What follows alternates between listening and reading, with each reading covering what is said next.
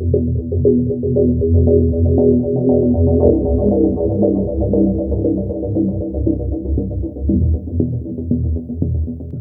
welcome to the Haiku Podcast, a weekly show where I intend to give some depth to some ideas from a variety of different disciplines.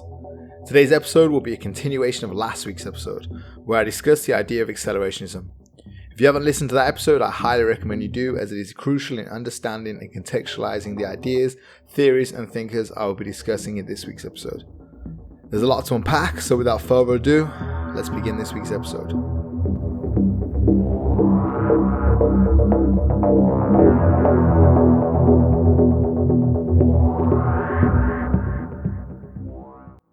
Well, at this point, I'd like to start off this week's episode with where we left off at last week's episode. I'll begin the podcast by talking about different versions of accelerationism to really contextualize the different ideologues that occupy the movement. Yes, there are different versions of it, all similarly focused on the techno-futuristic society, but differ in their political praxis. So I'll be referring to them occasionally using their codified terminology. So for clarification, there are RAC, LAC, ZAC, GAC, and UAC. The letter is assigned according to the political praxis. The AC is the abbreviation of accelerationism. So the first two are easy. LAC is left-wing accelerationism. This branch of accelerationists believe in technology being utilized as an emancipatory force of labor. They envision the techno-industrial society to be a tool of dismantling capitalism, class, and oppression. A very utopian utopia. RAC, which stands for right-wing accelerationism, to be achieved, we need to fully embrace capitalism, corporatocracy, and exponential growth without real concern on the plights and wants of the people. Capitalism is the vehicle for which accelerationist visions can be achieved. ZAC is a pessimistic branch of accelerationism. It stands for zero accelerationism. That is, there won't be acceleration, utopians, or any future. It is politically stagnant. Nothing moves forward, and that is it. And there is GAC. That is gender rights accelerationist theory. Xenofeminism, they believe that mechanical futures will spell the end of gender differentiation. The future is neutrally gendered, biologically and culturally. Women will be emancipated from their roles of childbearers and physically, in terms of strength, as capable as their male counterparts. And finally, there is UAC. UAC stands for unconditional accelerationism.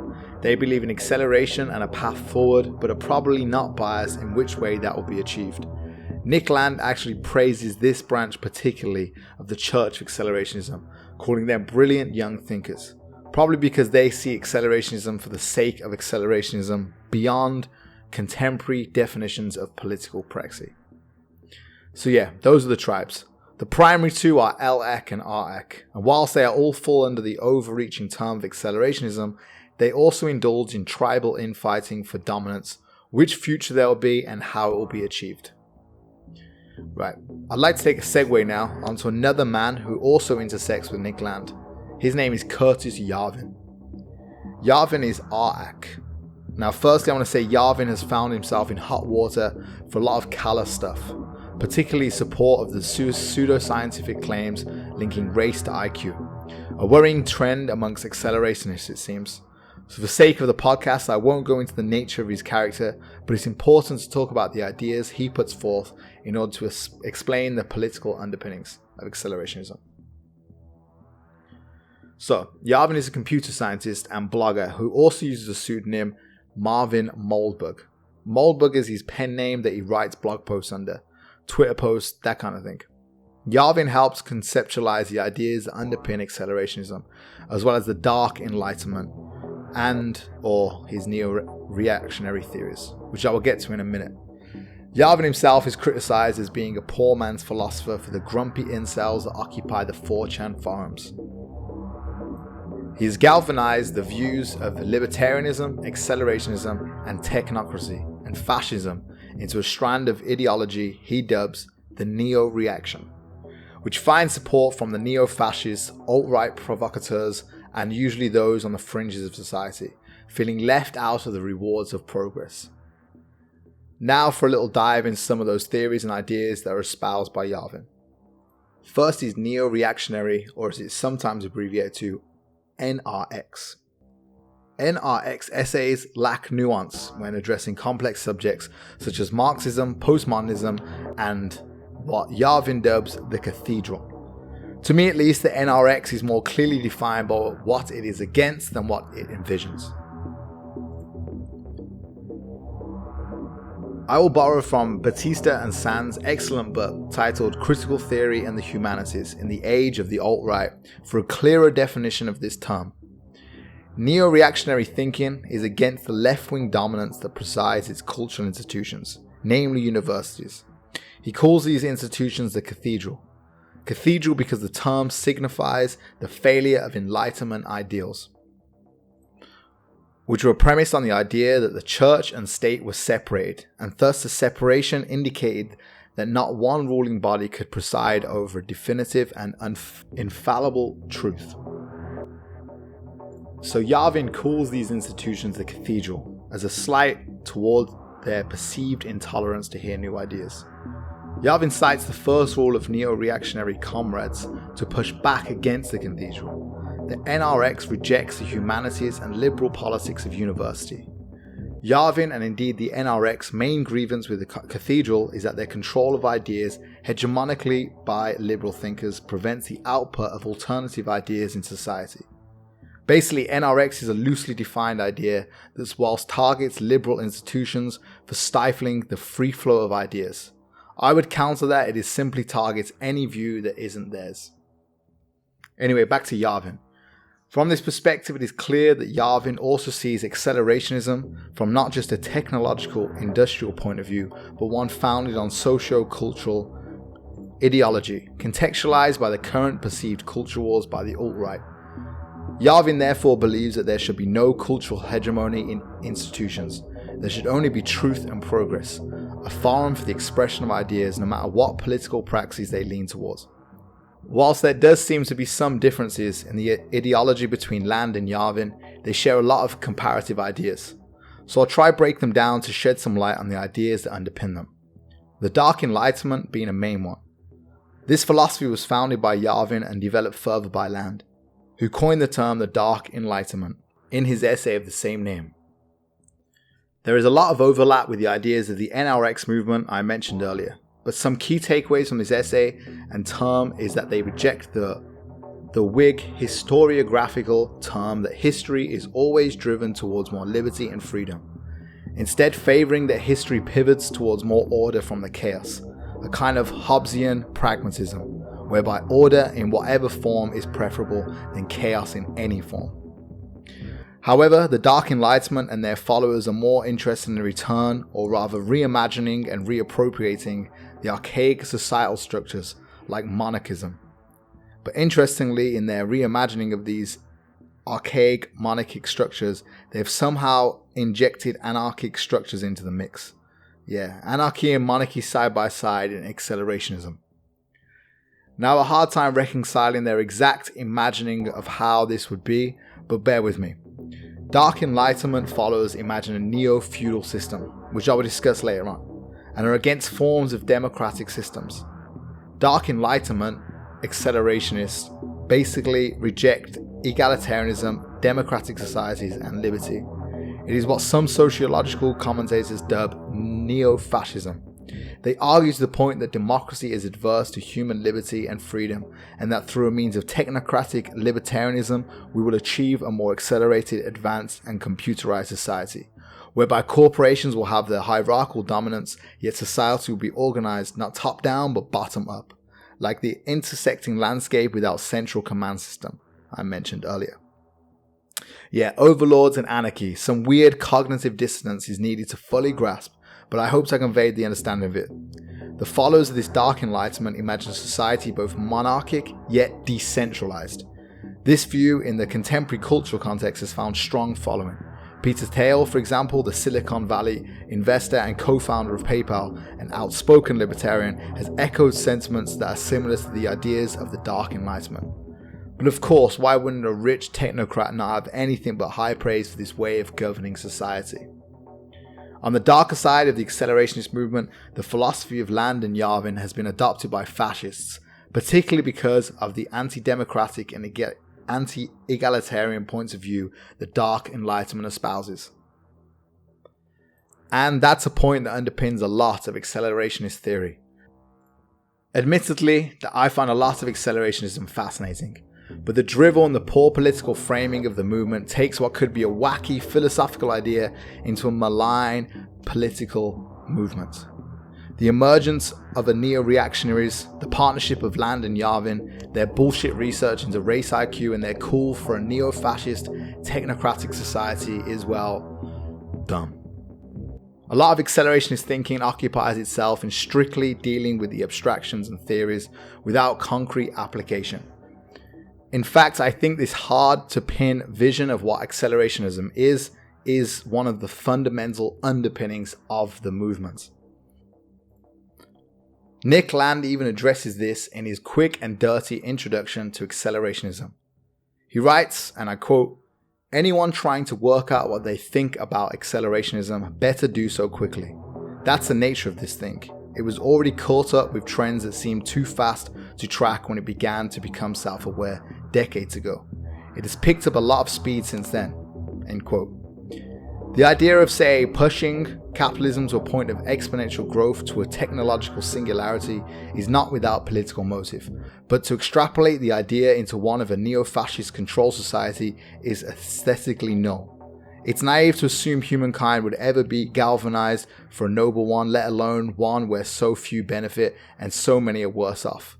The idealization of both Land and Yarvin from the alt-right also plays this naivety and appeals to the worst tribal and redundant aspects of humankind in the political sphere. To bring it back to the text that brought us here originally, or more loosely defined, the cyberpunk trope, lawless, decentralized society with rigid, malicious corporate entities pulling the strings behind the neon-lit streets of dystopic cities. Cities whereby the citizens have been reduced to tribalistic, anarchic ruin, fighting for dominance in a society they have long been forgotten in. I don't think it's too much of a stretch of the imagination to envision where accelerationism fits into all of this. So this brings me to another idea, or rather another thinker in the accelerationist bubble, a thinker closely aligned with the thoughts of cosmism. Roughly speaking, this is the belief that the cosmos and its evolutionary cycle trumps that of humans, mankind, and more importantly for philosophers, humanism. Enter Hugo de Guerres. Now this guy is a low-key underground philosopher. He has a blog which is a trip, full of transhumanist rhetoric. I'll link it in my show notes. De Guerres, like Land, blurs the line between reality and fiction with his writings. Guerres details a war between the Terrans, which is us, and the Cosmists, which is those who want to forcibly push humanity to the brink of godlike powers through technological means. He talks about schizophrenic and psychoanalysis of capitalism, which echoes the Gilles Deleuze idea of schizophrenia and capitalism. This guy's belief is that we should all be pushing the boundaries of capitalism further and further until we are gods in the stars. De Guerres currently resides in Xiamen, China, and is assisting China on building its first artificial brain. De Guerres posits in his book The Artellect War, which was published in 2005, that, and I quote, "think humanity should build these godlike supercreatures with intellectual capacities trillions of times above our levels. I think it would be a cosmic tragedy if humanity freezes evolution at the puny human level." Again, from his writings, we can safely assume that De Guerres, similar to Land and the REC branch of accelerationism, seems to think that the political structures that would push the advancement to its necessary endpoint would be capitalism, or at least anarcho-capitalism, ruled by technocratic corporate overlords, a world dictated by technological corporations, the Silicon Valleys of the world, and technocrats. Moving on over to the other school of accelerationist thought, LAC. What would the left Marxist imagining of the accelerationist future look like? Would this leftist reimagining yield that cyberpunk tropey future that is imagined in Neuromancer, Ghost in the Shell, and Blade Runner? Well, I would argue, yes it could. Corporate overlords aside, the aesthetic is still there. In fact, an accelerationist future envisioned by the more radical left branch of the movement would culminate in a nihilistic zero-sum end to humanity. So now I introduce to you the unofficial accelerationist manifesto written from the LAC perspective. This manifesto is more Marxist in its nature. It seeks to deliver an emancipatory future for all, using technological progress as its means to attain this. Though they acknowledge that it won't be a techno-utopia, they still envision a world where socio-political action is a necessity.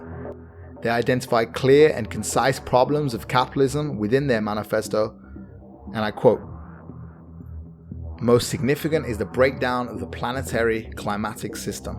In time, this threatens the continued existence of the present global human population. Though this is the most critical of the threats which face humanity, a series of lesser but potentially equally destabilizing problems exist alongside and intersect with it. Terminal resource depletion, especially in water and energy reserves, offers the prospects of mass starvation, collapsing economic paradigms, and new hot and cold wars. Continued financial crisis has led governments to embrace the paralyzing death spiral policies of austerity, privatization of social welfare services, mass unemployment, and stagnating wages. Increasing automation in production processes, including intellectual labor, is evidence of the secular crisis of capitalism, soon to render it incapable of maintaining current standards of living for even the former middle classes of the global north. In contrast to these ever-accelerating catastrophes, today's politics is beset by an inability to generate the new ideas and modes of organization necessary to transform our societies to confront and resolve the coming annihilations. While crisis gathers force and speed, politics withers and retreats. In this paralysis of the political imaginary, the future has been cancelled." End quote. Throughout the manifesto, they take a lot of swipes at neoliberalism, particularly its failure to achieve the vision that Keynesian economics would deliver, namely the shorter working hours, more leisure time, and job security that works alongside technological progress. In short, the LAC manifesto details a world left to run on its current trajectory results in a future that is cancelled for all. Whereas a future that utilizes an accelerationist framework holds hope of emancipating the underclasses. Whilst the authors take swipes at Land, they interestingly also compare him alongside Marx as a visionary. The manifesto predicts a world yet again as a utopian landscape, a world where nobody has to engage in pointless labor, a world against Fordism, a world that repurposes neoliberalism and in some ways the whole laissez-faire economic model to serve the consumer. The civilian. And again, we run into another problem that accelerationist utopias face. They conflate the superficial, technocratic metrics of progress with the qualitative metrics of emotional intelligence as a means to judge progress overall. Whilst their manifesto definitely considers the little man more than, say, Yarvin does, they still ultimately fall into the trap of utilizing economic and technological frameworks as a means to measure what progress means. Because that's something that comes up a lot, I've noticed since researching accelerationists. Their superficial judgment that unbounded technology innovation equals progress, without considering or scrutinizing the meaning of progress. Anyhow, I will now turn to the work of Mark Fisher to outline the flaw in LAC's point of view, more eloquently than I could. Mark Fisher seems like an odd segue whilst talking about accelerationists. Whilst to my knowledge he never outrightly identified himself as an accelerationist, I think he would fit in quite nicely within the canon of accelerationists, techno-philosophers, and those that scrutinize the endpoint of capitalism. To contextualize Fisher a little further here, he is most certainly on the periphery of everything I'm talking about. In particular, his idea of what he's most known for, capitalist realism, in which he outlined in his book of the same name. The book is a fantastic read, by the way, for a political philosophy book. It's an easy read, I'll link it in my show notes. In capitalist realism, Fisher asserts that, and I quote, "the widespread sense that not only is capitalism the only viable political and economic system, but also that it is now impossible even to imagine a coherent alternative to it." End quote. Like Land and the other accelerationists, he admits, almost defeatedly, that capitalism is the dominant system. There is, or at least in no concrete way, an alternative to our society and culture's strong dependency on it. So similarly to the Alak logic, if there is no end to capitalism, we must accelerate it to utilize its emancipatory technological potential. Additionally, Fisher is also a disciple of the Deleuze and Guattari thinking, which is like all other accelerationist thinkers. He outlines their notions of deterritorialization, reterritorialization, coding and recoding in his book, stating, and I quote, Deleuze and Guattari describe capitalism as a kind of dark potentiality which haunted all previous social systems. Capital, they argue, is the unnameable thing, the abomination, which primitive and feudal societies warded off in advance. He goes on also to state that the problem with this recoding and coding of capitalism brings with it a massive desacralization of culture, a system which is no longer governed by any transcendent laws. On the contrary, it dismantles all such codes, only to reinstall them on an ad hoc basis. End quote. Now with this, and indeed much of his book, it is easy to see that this is where Fisher splits with the other accelerationists. While accelerationists tend to see capitalism as a means for achieving emancipation through technological means, Fisher decries the effect it has on our culture. He presents capitalism as a vampire, cancerous and parasitic, whereas Land in his quick and dirty introduction of accelerationism arguably embraces capitalism and its perpetuity, and he writes, and I quote, "In this germinal accelerationist matrix, there is no distinction to be made between the destruction of capitalism and its intensification. The auto-destruction of capitalism is what capitalism is. Creative destruction is the whole of it, beside only its retardations, partial compensations, or inhibitions.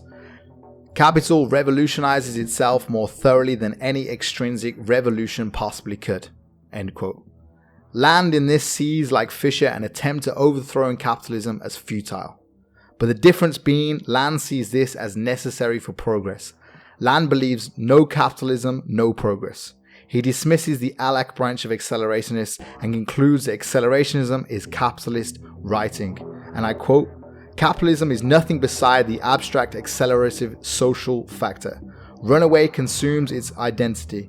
Every other determination is shucked off as an accident or at some stage of its intensification process. Since anything able to consistently feed social historical acceleration will necessarily or by essence be capital, the prospect of any unambiguously left accelerationism gaining serious momentum can confidently be dismissed. Accelerationism is simply the self-awareness of capitalism, which has scarcely begun." End quote. Ominous, and for Fisher's perspective, defeating. Now, part of the strength of the Arak branch, or Land's assertion for that matter, is their predisposition to embrace progress through capitalistic means. On the contrary, part of the delusion of the Alak branch is believing that accelerationist visions can be attained without capitalism. Whilst Land does make a fair point about the Alak perspective, I think the general issue still stands here. With all branches of accelerationist thinking, the idea of accelerationism is formless and utopian. The abstractions they have meticulously and agonizingly theorized seemingly cannot be implemented in any logical or coherent way. They underestimate the inherent power of ruling systems and institutions that govern the world. Arak posture behind dark Enlightenment ideals and theories, but as I said before, there are more definitions of what they are against than what they envision. Alak do envision some sort of power dynamic, stating that, and I quote, "Accelerationist politics seeks to preserve the gains of late capitalism while going further than its value system, government structures, and mass pathologies will allow." End quote. Yet the vision is still formless. Nothing concrete or ideas on implementation are outlined. I too would love a world in which neoliberalism fucked off, and the economy bent to the will of the people rather than the other way round. Where the world was rid of pointless bullshit jobs, where technology served us. I think most people would love a world like that. But from what I've read, loosely of course, and I am no expert, it ignores the here and now. Accelerationism fantasizes about a future that seems to be only a moment away. A near future is almost as hard to imagine as a distant future. The world is certainly changing. These last few years attest to a world in flux. The world is perpetually ephemeral in its current affairs. There is no fixed endpoint, it changes almost every day. A decade from now is, by most estimations, extremely hard to predict. The only constant is climate change. The AREC branch of accelerationism dismisses this as inevitable and prizes the mechanical techno-future as the desired endpoint. Yet I do believe the ALEC address this issue more head-on. Climate change, which I personally perceive as being the only constant for predictions of the future. The only credit to the ALEC branch is that they at least acknowledge this phenomenon. They imagine a utopic future where machines will serve the needs of humanity for emancipatory ends and to rectify environmental degradation.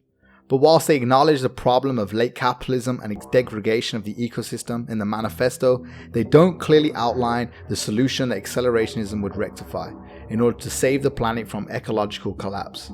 Again, a criticism of the ALEC branch of accelerationism is their naivety in terms of underestimating the potential of an alternative to capitalism, as highlighted by Fisher in Capitalist Realism. Tearing down the capitalist systems is, well, almost impossible. In today's day and age, it's built as a zero-sum system, and capitalism is at the heart of the accelerationism's libertarian framework for attainment. I think a fusion of both ALEC and AREC would suffice, possibly a UAC praxis. Maybe Land's praise of the UAC's movement is understandable. The future should not have a place for archaic political tribes such as left and right. The right have flaws, but they embrace the deterministic capitalist future and work with it. The left branch have flaws, but they at least acknowledge the climate and the need for constant socio-political action for it to be realized, so that we can all have equity and enjoy the fruits of our progress and the future of our planet. Finally, while reimagining our future states, dystopic, cyberpunky settings that novels like Neuromancer bring up, we should also look at more pertinent endpoint that is coming into reality more and more recently with the rise of tech conglomerates and multinationals seizing the dominant means to deliver our entertainment, all to accommodate our need for convenient fixes. I'd like to quickly talk about the idea of neo-feudalism. This is what I believe is the most realistic outcome of an accelerationist future. And well, while accelerationism evokes a sexy, glossy, techno, hypnotic cyberpunky vibe, the implications of letting corporations, particularly big tech, to have unbounded freedom to govern at their will is not something to look forward to. Feudalism, as I'm sure you're all aware, was the idea that preceded much of the modern world. There were rulers and there were the oppressed, a clear dichotomy between who is ruled and who rules.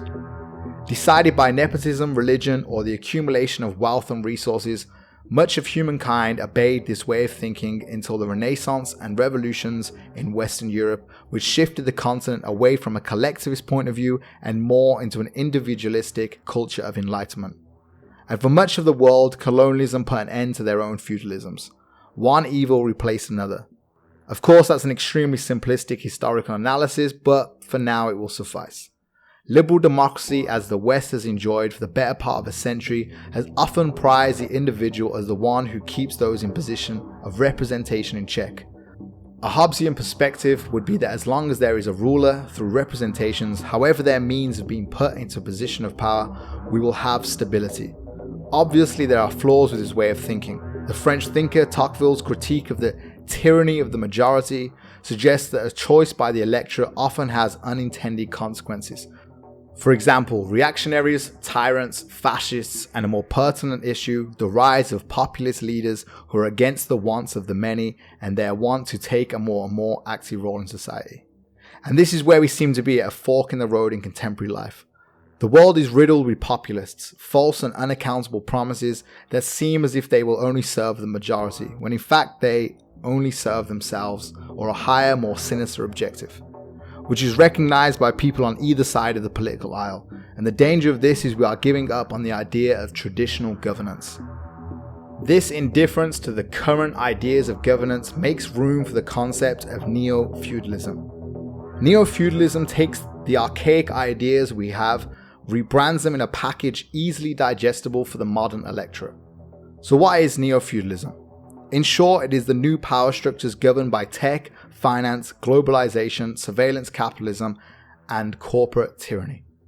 Monopolization of power outside of representation and governance.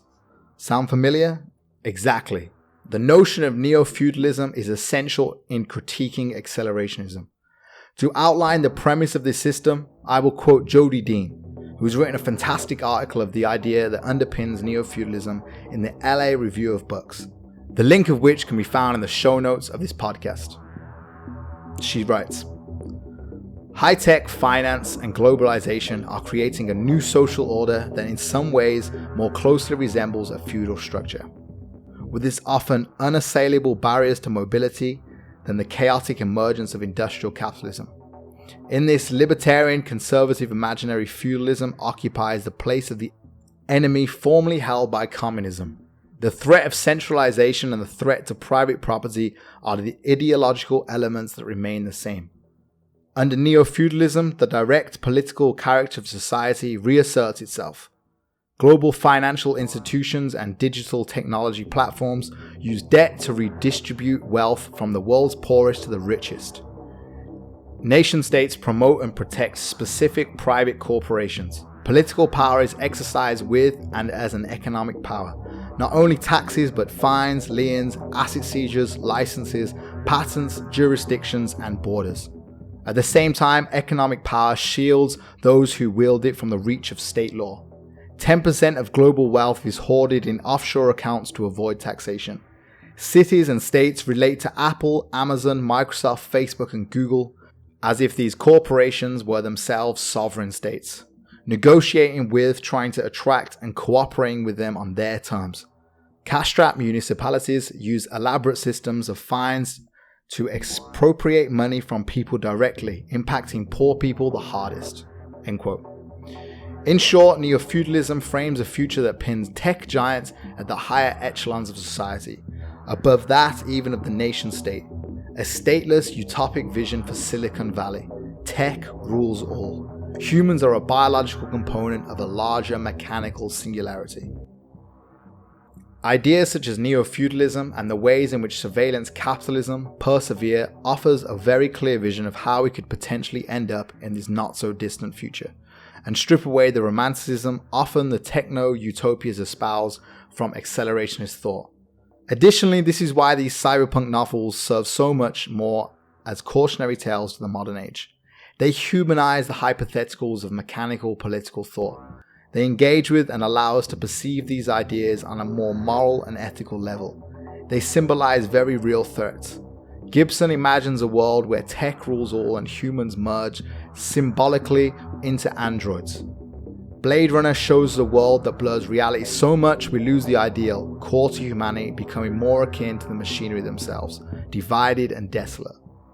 Ghost in the Shell shows the destructive potential of corporations wielding unbounded technological objects and how the corporate entity, when faced by adversaries, will stop at no length to neutralize the problem for the sake of preserving corporate interests. What is a missing tenet in all of accelerationist ideology is that they essentially boil down the very spirit of humanity. Love, happiness, pain, and angst is into a quantifiable mechanical function. A cog not serving the larger society, but one in servitude to the corrupt, powerful tech conglomerates. In fact, my biggest gripe with the expansive idea of accelerationism can be boiled down to not only the ideas but also the proposed governance, or their lack of. Accelerationists seem to have their heads in the theoretics, ideas, and abstractions without acknowledging the whimsical will of the electorate, and by that I mean the will of the people can all change seemingly on a whim. And that for me is the fundamental flaw in the reasoning behind accelerationism, in both the ALAC and ARAC branches. Whilst the right imagines a future that is more akin to the corporate neo-feudal system, the left's imagining of its future is naive and formless. Both branches seemingly simplify the complexities that underpin human nature. Our need for a centralized command center, some framework of governance, whatever that may look like, and not to mention both ALAC and ARAC disregard the fluid, complex, and ever-changing state of humankind and its infinite interrelations. The overriding theory of accelerationism is heavily focused on the mechanical aspects of society and often groups human nature in with this perceived mechanical nature. Unlike computers and machinery, our nature is extremely hard to codify and to predict. Economists are still in work and in demand more than ever, as are political pundits, gurus, and priests. We all would like solace in a secure and determined future. Since the dawn of time, pandemics, changing weather systems, good crops followed by bad crops, kings and queens being toppled over, countries ceasing to exist, and wars that escalated into millions of casualties have blighted humanity. We are gripped by the changing forces of history, and in retrospect they always make sense, or can at least be understood. But at the time when they're happening, they never do. Predicting the future, wishing it into will, is nothing new. But what's different about accelerationism is that its growing prominence, its romantic and rose-tinted imaginings of the future are quite cool. They feel good to imagine. Whilst I don't agree with Land, Digarius, Yarvin, or the accelerationist Marxist utopias, there is something tantalizing and fantastical in their readings, legitimized by philosophical, conceptual terminology and proposing radical frameworks to think about. It's easy and understandable to get lost in. But for now, in these crazy, unprecedented times, I think we should count our blessings that we aren't pushing the world to its limits and to appease an elusive cosmic deity. The world isn't over yet, and for now, navigating ourselves to avert the end time should be good enough.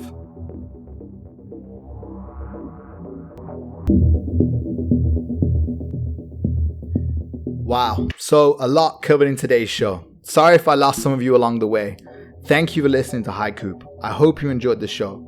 Please check the show notes and enjoy any unintended rabbit holes you may go into. And until next time, goodbye.